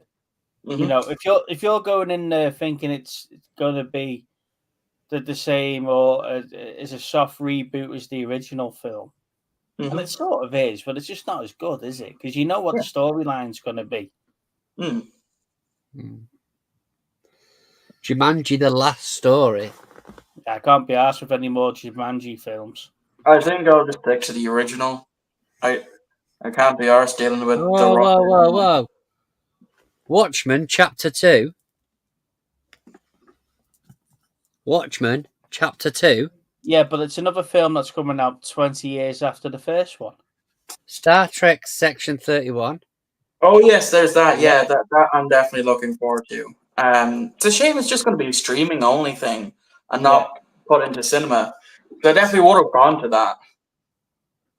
It's all right, Steve. Dirty Dancing 2. Oh, Hey, it's another one I can have 5 copies of in the next 30 years. here we go again. They've done a second one on a B side, haven't they? Strange New World Season 3. Yes, can't wait for that. Yeah, Looking forward. that Looking reminds me. We're just now 2 months away from the final season of Lower Decks. Yeah. Looking forward to Daredevil, the new series from The Punisher. Superman, Tron Ares. I can't wait for that. I hope they do it justice. I was a big fan of Tron Legacy. I love that film. I love the aesthetics on it. I love the story behind it. I can't believe that they took it took such bad beating. To be fair. Hey, I watched a trailer the other day for a Christopher Reeves documentary thing. And it's a bit like the Michael J. Fox and that, like, it's proper emotional sort of thing. It looks really good. Mind you, to be fair, that strength thing had me going a bit last night because it was filmed last year, so he knew he was going to die. But yeah, there's a Christopher Reeves one due out relatively soon, I think. Science said they loved Tron Legacy. Come on. See, gods of the science fiction. You've lost me now on Endor because there's only so many episodes I can watch and build and tie interceptor wings without realizing that they tie interceptor wings. Yeah. Not only that, Skeleton Crew is just basically Star Wars edition of Star Trek Prodigy, but live action. Yeah, you build in tie interceptor wings, and you're supposed to be this big super spy for the rebellion, and you don't know what the fuck you're building. Sorry. And that took 4 episodes of an 8-episode series. Yeah. Just hurry up and kill him. Get him to Sarif and let him die. Done. I haven't watched Andor at all, but did it really need a season 2? Like where did it end off to the point where it needed a season 2? I thought it was just, build up towards Rogue One. Yeah. That's what I'm saying. And the end of season 2 has got to be him getting to the point where it's Rogue One. Yeah. Just to hurry up and get him to Sarif and just let him die. You know? What are the other bits there? We were talking about Tron Legacy, and then when you look at the reasons why Tron Legacy is probably not done so well is the films that are out around it as well. Or that was released at the same time. So what was it, 2010? Yeah, because I remember that being marketed like crazy. Yeah, back in 2010. Films from 2010. So what have you got in there? Unbreakable, Takers, The Town, Point Break, Never Let Me Go. Yeah, The Green Zone. There's loads of movies from that. Inside Job. Loads of movies from that year that just probably shadowed Tron Legacy. Yeah, I mean, like the same thing happened with Shawshank Redemption. Like remember when that came out, it was like a cultural bomb, and then it was just because of video sales and rentals and word of mouth that it's got the reputation that it has to this day, and as well as Tenacious D in the Pick of Destiny, that absolutely bombed at the box office. To the point, Like to the point now when anyone brings it up to Jack Black, he's like, "Well, where were you when the film came out?" Yeah. Yeah, I agree. Starship Troopers was amazing. Oh yeah, But that's another one bombed in the cinema. But I think it was just released at the wrong time. Yeah. The wrong decade, in a sense. Yeah. I mean, like the version I watched when I first watched it for the very first time was the DVD version. So obviously the effects weren't like all that great, but it was still hold up, you know, for the DVD copy. And then when I saw what the effects would look like on Blu-ray, I was really blown away, which is why I have it now in my collection. Yeah. I just won't touch any of the sequels because I've heard nothing but bad things about it. Hero of the Federation, which is the second one, wasn't particularly great. Marauder's not a bad little watch. Marauder's not a bad little watch. But then the two animated films that go on after that, Invasion and what's the other one called? But the two animated films go on after Marauder because he refers back to the what happened in those films. Yeah. Did you know Spaceballs 2 got confirmed to be in the making? Yeah, I heard that the other day, and I read somewhere that they're definitely pushing it forward. But me being me, I'm not really a big fan of these decade-long sequels. Yeah. I mean, like, take Mary Poppins for example. We did not need a fucking sequel. It was terrible. I'm thinking, it was terrible though. I quite enjoyed it. I'm sure it's good, but still, what? When did Mary Poppins come out? The 40s, 50s. The thing for me is that how many times did we say something like Spaceballs or Blazing Saddles, Airplane? Would we get away with that humor now? And I think Coming to America 2 answered that question for us. No, we don't, because people didn't get the humor. Did you watch? If you're not going to give me Spaceballs 2, the way that we got Spaceballs with that humor, then what's the point in giving me the second film? Yeah. So I was watching a video the other day, and they were going on about how we're not going to get that many comedies nowadays, not like we did, because the thing is that for many, many, many years, comedies have always been a bit of a banker when it comes to sort of the box office. But the way it is nowadays, a lot of these big studios, they're not putting out the comedies because they're not getting the footfall. People aren't rushing out. They're not willing to take the risk of something not comedy. Funny. Oh no, yeah, they're not going to do that. They're not going to take the risk of something not being funny and something offending somebody. Yeah. Not only that, their studios aren't really going to focus on stuff that aren't a part of the franchise. Yeah. So, did you guys watch the Beverly Hills Cop #4? Yes. I haven't even seen the first one. What, mate? You're missing out.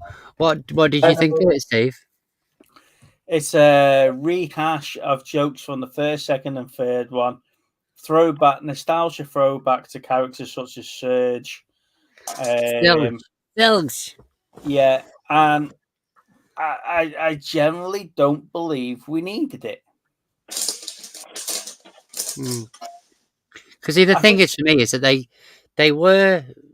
You're right. I mean, I've said to you before. You know, I've watched movies like, especially even it's just TV shows like The Karate Kid. You know, and having, for some people it's a bit OTT, but for me, like seeing some of these people, especially at the start, really coming back into them, you get that little nostalgic kick.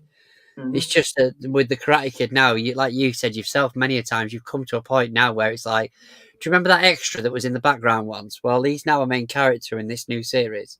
Yeah, like they've sort of run out of ideas with that. But like for me, sort of watching Axel Foley again, I think he can still pull it off. They very cleverly worked the other two guys in, knowing full well that they're not going to be able to sort of be physically. It's like Yeah, coming physical on it. You know what I mean? But the thing for me is though is that the bloke that took the Ferrari in the second one, Yeah, he's now the police chief in Detroit yeah, and stuff like that, and and he reminds me of the police captain from Bad Boys. yeah, Yeah. He's that. I know what you are. I know what you're doing. Just don't give me any headaches. yeah, And he's now because he was part of the headaches in the film. Yeah. That's why he was a funny character. yeah. I just didn't think we needed Beverly Hills Cop 4. I don't think we needed Coming to America 2. And to me, this is just Eddie Murphy going, I know what I can do. I can bring back my likable characters and grab some more cash. I wouldn't be surprised if we ended up with like a Trading Places 2 or something like that in the next couple of weeks. Or hell, he might even decide like, oh, let me try Meet Dave again. Yeah. Or we'll get another Nutty Professor. I knew you were going to say the Nutty Professor there. I was thinking it myself. Yeah. I just, and Spaceballs 2, and, and you know what? I would probably say the same on quite a few other films that we don't need the sequel for it. I'm not really looking forward to this remake of The Running Man. Mm. Yeah. The Running Man for me is probably one of the best sort of like 80s sci-fi things. Yeah, but it'll be Total Recall all over again. Yeah, Total Recall. I can't believe we had Total Recall, and look at the fucking mess Colin Farrell left that in. Mhm. It'll be the same sort of thing, won't it? Yeah. Yeah. I'm just not looking forward to it, Yeah, and then ultimately. it's fair enough. I mean, there's not many of these things that are gonna like remakes that are better. There's not that many of them. It's not. There's a lot more failures than there is hits, but it doesn't take away the fact that it does pull in the audiences. But I think that even that shifted a bit now because it's more towards if it's on Netflix or Prime or something like that. Yeah, I'll give it a watch, but you're not running out to the cinemas to watch the latest remake of something. See, Gods of Science Fiction saying there that they're making Soylent Green. I never understood the original version of that. I think Peter Eblin would love that because he put us onto the original film, and I do need to go back and watch the original make of that to see if I get it the second time round because I had no idea what the hell I was watching. I think I must have been spaced out my brain when I was trying to watch that film. But the Ghostbusters movies, these new ones with the new Ghostbusters, we don't need them. We've got 2 of them now. We definitely don't need the third. Yeah. Yeah, I understand that. They're going to be like 8 of those movies now, aren't they? Yeah. Finish Bad Boys after this one now. The problem is that none of these, in my eyes, are passion projects. None of these, like, the fans have been screaming for a new one, blah, blah, blah, blah. Like, we've run out of ideas. This seems to be a fashionable trend. Let's take this franchise and fuck it for a bit. Yeah, I wonder how long it's going to be until we get a live-action Frozen movie. Yeah. It hasn't been that long. We're already getting a live-action Moana film whilst getting a sequel. Look, I mean, at the end of the day, they've managed to do The Lion King and they've managed to do Little Mermaid, which would arguably be some of the most difficult ones to film. Have you seen Have you seen the CGI dwarfs in the new Snow White? I have. Yes. It's funny that they done that because I remember hearing during the strikes that they weren't going to be 7 dwarves. There's going to be 7 regular people. So the question is that whether or not those, because obviously there's arguments to both sides of that, but the Mhm. question is whether or not those people that were pictured in the photos, like whether or not they were there for reference, or whether Yeah. they were legitimately supposed to be Mm. the dwarfs, if you like, or the tiny people, or whatever you want to call them. Yeah. It's just Snow White now, isn't it? Yeah. But like, were they there as a reference for the animators, or were they the actual? In which case, then I'd say that would be better than just having it on a fucking tennis ball, or having someone dressed in like a full. Hey Jeff, I'm Yeah, wearing but my t-shirt, mate. I'm ignoring Jeff's comments. I'll address that in a second. But I will address it. Who are you, Keir Starmer? but I mean, I enjoyed The Greatest Showman. oh, fuck off, you dickhead. I've only If seen you it don't like once it, you though. must be just far right, Steve. That's what I'm looking at. The thing for me with the referencing bit, and you see them now, you see them all with the tennis balls all over the head so they can capture the stop motion, etc. Mhm. But Disney would have came out and said, guys, what you're all having a fucking dicky fit over, because that's Yeah. not what they're going to look like. They Mhm. never said that. Yeah, What they came out and said was that they are going to be the 7 woke dwarfs. Mhm. They didn't say the woke dwarfs, did they? Well, they might as well have done. We've got one You know. from every different group. Is Yeah, that what you're saying? the seven equally annoying people, right? So basically, just 7 small little Steve. Yeah, who's being a dick over giving something as a gift to someone, but Yeah, that's true. but they never did that. What they did was that they doubled down on it and said, that's what was going to happen. Yeah. Mhm. And then when obviously the shit hit the fan, they've gone back and then put the generated dwarfs in. So Yeah. they've not even picked dwarf actors to play dwarf characters, which is what they come under fire for. Oh Yeah. yeah. So, right, Jeff, I would, what's he put here? Where's that gone? Right, we've been talking, so we've moved up. There we go. Are you addressing the chat? Are you? I'm addressing the chat. Let's go back to these comments here. Right, recently watched The Greatest Showman, had a completely Jeff. opposite opinion to Steve. Absolutely loved it. Now, this is the benefit of opinions. But like arseholes, everyone's got one, and yours is just shite. So move on, right? Greatest Showman. What a waste of 3 hours of my life watching. It didn't feel like 3 hours when It I watched wasn't 3 hours. He's No, it felt like exaggerating. 6, right? So it felt like 6 hours. I just don't like musicals. I just can't sit there and then that to me is the prime. When we were talking last month, Steve, about musicals and what is a musical, what's not, that to me is a prime example of a musical. But then if you say you don't like musicals, then how can you say that you like South Park, Bigger, Longer, and Uncut? Because that's a musical. South Park the movie is something that I've watched once or twice. I enjoy it for the adult humor.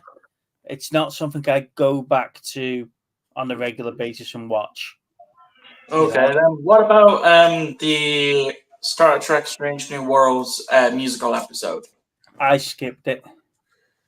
You never skipped an episode of Star Trek. I did. The one where there was I skipped the one where they were in medieval times as well in season 2. Wow. So he's That basically was another great episode. No, I skipped it. So you just hate fun. That's what it is. Just you hate fun. The thing for me, Steve, is that the new Star Trek is not Star Trek. It's not got the Star Trek feel. Right. The Strange New Worlds is when they go into it. I love that whole story arc with the Doctor. in Strange New Worlds about him being this badass sort of assassin. I love Yeah. that. I thought that was great.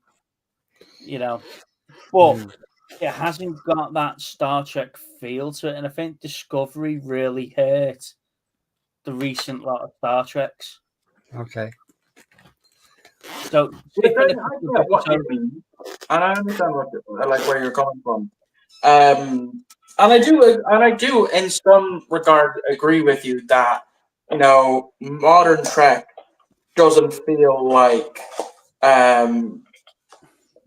classic Star Trek. Of the 90s and early 2000s. It is massively different, and some of that could be boiled down to the Kelvin movies. That's what Discovery was trying to emulate. With the lens flares and all that. But there's still aspects of the show that, in some regards, does feel like Star Trek. There are certain episodes, none that I can name off the top of my head because I'm just brain mush. But take for example season 3 of Star Trek Picard.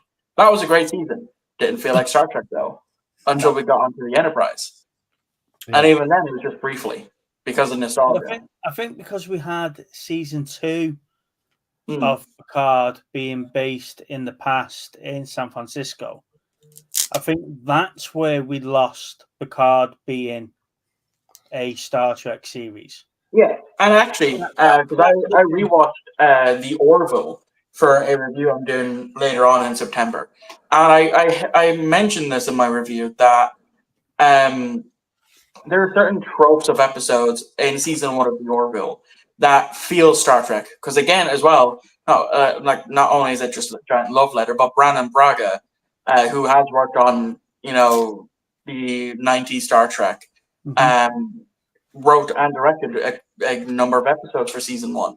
Like the episode where Claire, Isaac, and her 2 kids crash land on that planet. That feels like Star Trek because they've done that so many times in Star Trek. Well, they took that episode from the episode with Odo and Quark when they crash when Odo assault. Yeah, and it was done in Voyager as well when Tuvok crash landing and they had to look after those kids. Yeah. And then as well the courtroom episode of episode 3. That's something that's been done throughout nearly all of the Star Trek seasons. Yeah, well, you look at Picard, you look at Riker, you look at O'Brien. There was several of the TNG cast that went through that. Even the original series. Yeah, so to me, Picard, and we'll move away from Star Trek because we're gonna lose little Steve in a minute. You're gonna lose me anyway. I need to take the insulin soon. But I would love to have a sci-fi based chat with people that are interested in it. Yeah. The thing with Picard though is that, and obviously the COVID era Trek, we lost interest in that because it wasn't that Trek, and the fact that we still don't know what's happening with that version of the Borg Queen that's sitting on that singularity, we've left her. So when we're talking about a Borg Queen working with the shapeshifters and the founders, we've still got another one sitting there doing nothing. Yeah. Where was she helping out on exactly? And it just doesn't make any sense. So we're never gonna tie that up. But to try and bring back a Star Trek feel of it, we just got to copy and paste Fleet. Yeah, there you go, done. Let's move on. Yeah. I mean, to be fair though, as well, Prodigy season 1 and season 2 felt Star Trek. Especially season 2 of Prodigy, that felt like one giant wild ride. Like you would have felt like watching an episode of TNG, DS9, or Voyager, or even Enterprise, or classic Star Trek. And that's what I loved about Prodigy is, even if it doesn't get season 3, it's a perfect loop for the way it sets up the finale in a sense. Which is what I loved. Chris has put The Greatest Showman's one of the best films of the last few years. Yeah, but you'll say that about the bloody Ryan Reynolds Christmas one. What's that one called? Oh, What are you? It's amazing that. Nah, I took one look at that and I'm like, that's not for me. Well, yeah, and that's Spirited, by the way. That's what you're Yeah, thinking of. Spirited. There you go. Yeah. Shows that I've actually watched the film, doesn't it? Not. What a movie! What a Shite. movie! I still haven't watched it. I don't think I ever will. Right, ladies and gents, I am planning on doing some pre-recorded videos for the channel, so we should start getting some content back out there. So thank you for bearing with us while we sort out our busy lives and schedules. Michael, I would love to invite you, AJ, Gods of Science Fiction, onto the stream, and we'll have a sci-fi chat. I will forgive little Steve for not joining for that one. Is science fiction seems to think that The Greatest Showman's a great film, so we'll move on from that. So we'll get a sci-fi sort of stream set up at some point, and I'd love to chat to you more about that sort of stuff. So, Gods, if you're still with us, you're more than welcome to join us, I mate. mean, you two can have a chat afterwards and just get it out of your system. Either way, We did last rather time. than subjecting us all to it. We did last time. Yeah. Like literally, as soon as you left, what was it, like another half hour, an hour that we stayed talking? Yeah, that was it. Right, Yeah. well, I'm going to let you two do that when we finally finish. All right. So thank you for watching. Don't forget to like the video. That helps YouTube tell us that we're doing something great and pushes more Thank you, people to watch guys. the content. Hit that subscribe button. We're 5:43. Yeah, 5.3. 5:43. So yeah, it'll be nice to have a few more. And yeah, don't forget to subscribe to Michael's channels down below. Well, Michael, do you want to tell them where they can find you? Yeah, you can find me on Michael's Movie Corner. I post Mondays and Fridays. The video I have due out tomorrow is my top 10 favorite video games. But then starting up in September, it's basically catching up on a lot of films that I haven't seen before. So for my first time viewing these. As well as I'm going to be starting a new mini series that is Star Trek related. Not going to say much more on that, but yeah, expect that out sometime in September.